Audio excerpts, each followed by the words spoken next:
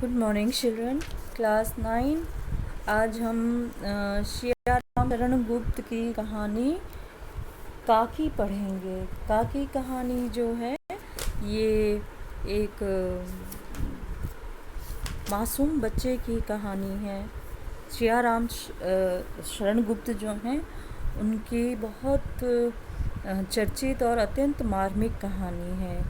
इसमें उन्होंने एक ऐसे अबोध बालक का वर्णन किया है जिसमें उसकी माता का निधन हो जाता है, और जैसे जैसे कहानी आगे बढ़ती है बालक की मनस्थिति जो है वो सामने निकल कर आती है।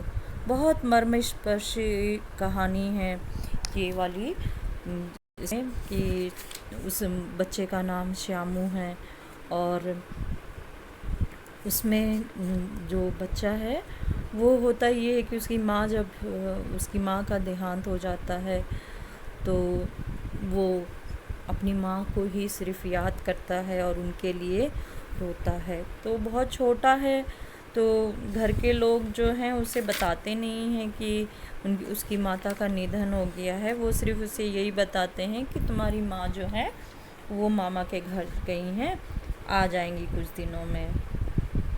तो लेकिन श्यामू अपनी माँ के लिए रोता रहता है, और जब कभी वो बाहर जाता है तो उसी के हम उम्र के बच्चे होते हैं, कुछ थोड़े छोटे होते हैं, कुछ बड़े होते हैं, और अपने माता पिता के द्वारा उन बच्चों ने जो कुछ सुना होता है वो बात वो श्यामू को बताते हैं कि तुम्हारी माँ जो है मामा के यहाँ नहीं गई हैं, बल्कि ऊपर राम के पास गई हैं, और जो राम के पास जाता है वो कभी वापस नहीं आता है।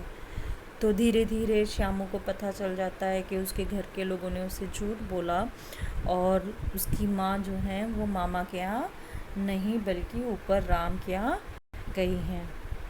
और फिर वो खोया खोया रहता है, वो बहुत रोता है, अंदर ही अंदर घुटता है, क्योंकि कोई उसकी उस चीज़ को समझ नहीं पाता है। उसे बच्चा समझ के कि बच्चा है क्या समझेगा, बच्चे क्या समझेंगे, यह सोच के कोई इस पर उतना ध्यान नहीं देता है। सब कुछ क्रिया ख़त्म हो जाती है। पिताजी भी जो रहते हैं वो दुखी रहते हैं, इसलिए वो अपने दुख में रहते हैं, कभी इधर कभी उधर।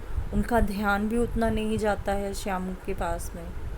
और इस तरह से श्यामू जो है तरह तरह के विचार मन में लाता है कि वो किस तरह से अपनी माँ को ऊपर राम के यहाँ से वापस ले आए, और इस के लिए वो योजनाएं भी बनाता है।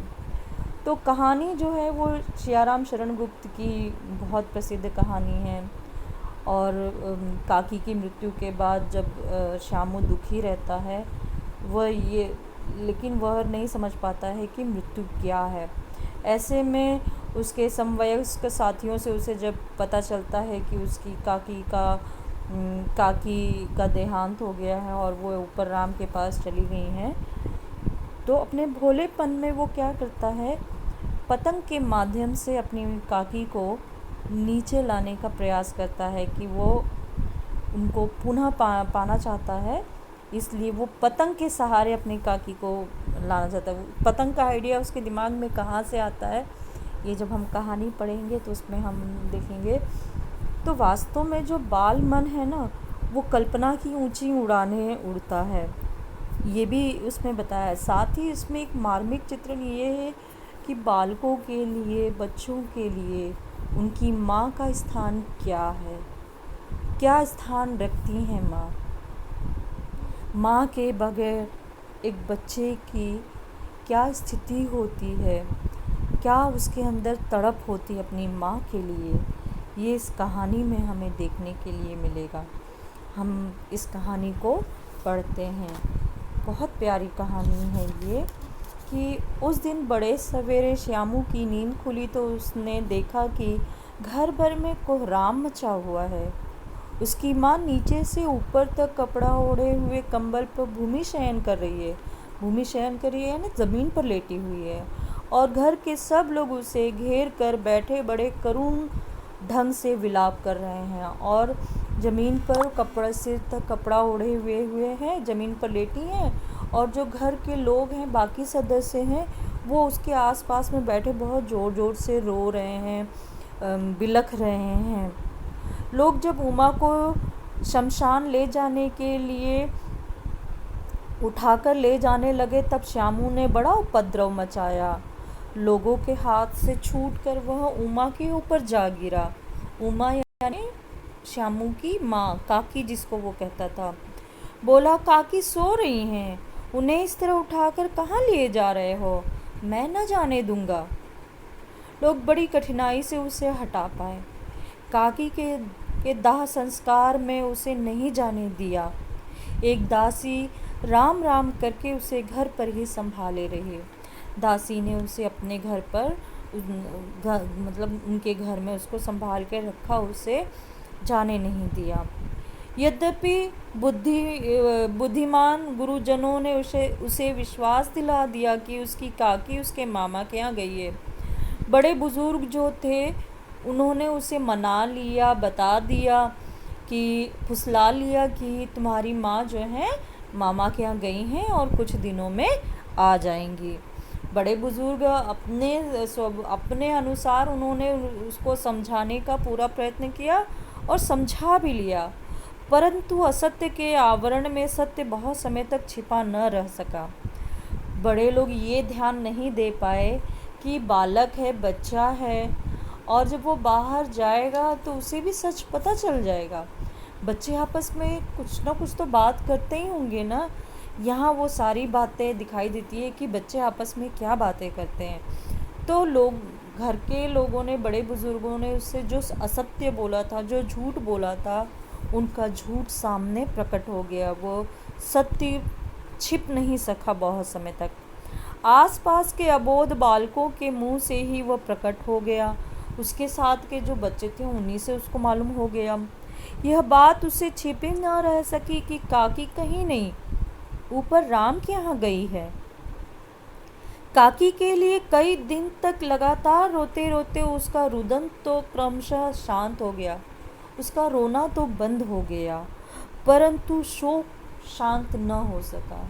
लेकिन उसके अंदर जो दर्द, जो पीड़ा, जो तड़प जो थी, वो उसके अंदर उसी तरह से रह गई। रोना बंद हो गया, लेकिन दुख की अनुभूति, दुख का एहसास, माँ का अभाव वो लगातार अनुभव करता रहा। उसे वो महसूस होता रहा। माँ का सूनापन उसे अखरता रहा। जिस तरह से माँ से लिपटना, माँ से बातें करना, माँ का खिलाना, हर जगह जीवन के हर क्षेत्र में, हर पल में, हर क्षण क्षण में माँ होती है बच्चों के साथ में। और वो कैसे उसे भूल सकता था? वो उसे नहीं भूल पाया। और उसका दुख जो था वो अंदर ही अंदर वो दुख, उसकी पीड़ा बढ़ती ही जा रही थी। ऊपर से तो उसने रोना बंद कर दिया, सबने समझा बुझा लिया, लेकिन उसका जो उदास मन था वो उदास ही रहा। यह वर्षा के अंतरंतर 1-2 दिन में ही पृथ्वी के ऊपर का पानी तो अगोचर हो जाता है, परंतु भीतर ही भीतर उसकी आर्द्रता जैसे बहुत दिनों तक बनी रहती है। वैसे ही उसके अंतःस्थल में वह शोक जाकर बस गया था। वह प्राय अकेला बैठा बैठा शून्य मन से आकाश की ओर ताका करता। जैसे बारिश होती है तो भूमि पर ऊपर बहुत सारा पानी जमा हुआ रहता है, लेकिन धीरे धीरे क्या होता है, पानी ऊपर से तो लुप्त हो जाता है, अगोचर हो जाता है, वो दिखाई नहीं देता है। लेकिन ज़मीन के भीतर क्या रहती है? नमी रहती है। तो वो नमी को ही आर्द्रता कहते हैं कि उसमें नमी सी रहती है। तो उसमें नमी जो है, उसके हृदय की नमी जो है वो बनी रहती है, यानी उसका हृदय जो रहता है उसके अंदर पीड़ा रहती है, शोक रहता है। इसलिए वह अक्सर क्या होता था कि अकेला और शांत बैठा रहता था और शून्य मन से आकाश की ओर देखा करता था, क्योंकि उसे अपने साथियों से, अपने हम उम्र से, गली मोहल्ले के बच्चों से पता चला था कि माँ जो है ऊपर राम के यहाँ गई है, ऊपर आसमान में। राम का घर ऊपर आसमान में है, वो वहाँ चली गई है। एक दिन उसने ऊपर आसमान में पतंग उड़ती देखी। न जाने क्या सोचकर उसका हृदय एकदम खिल उठा। विश्वेश्वर के पास जाकर बोला, काका मुझे एक पतंग मंगा दो। विश्वेश्वर उसके पिता हैं और वो अपने पिता को काका कहता था, माँ को काकी और पिता को काका कहता था। पत्नी की मृत्यु के बाद विश्वेश्वर अनमयस्क रहा करते थे, बहुत दुखी, और वो ज़्यादा किसी से बोलते उलते नहीं थे। अकेलेपन में वो भी दुखी रहा करते थे। अच्छा, मंगा दूंगा कहकर वे उदास भाव से कहीं और चले गए। वो भी उदास ही रहते थे और उन्होंने बच्चे की बात रखने के लिए कह दिया कि ठीक है, मंगा दूंगा। श्यामू पतंग के लिए बहुत उत्कंठित था, बहुत उतावला। उत्कंठित यानी उतावला। वह अपनी इच्छा किसी तरह रोक न सका। एक जगह खूंटी पर विश्वेश्वर का कोट टंगा हुआ था। इधर उधर देखकर उसने एक स्टूल सरका कर रखा और ऊपर चढ़कर कोट की जेबें टटोली।